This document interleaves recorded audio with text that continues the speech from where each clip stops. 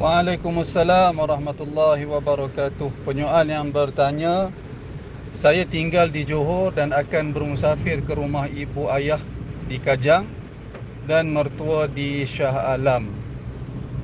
3 hari di Shah Alam dan 3 hari di Kajang. Adakah saya boleh jamakkan salat sepanjang di Selangor, atau adakah sudah terputus jamak sebaik sahaja saya sampai di Selangor? Baik, wallahu a'lam.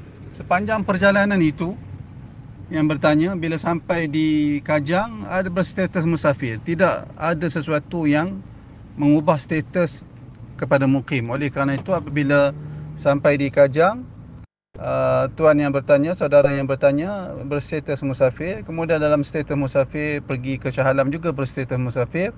Wallahu a'lam, yang saya faham, semua perjalanan yang dilalui, yang ditempuh itu, saudara yang bertanya berada dalam keadaan musafir, boleh laksanakan salat jamak dan qasar.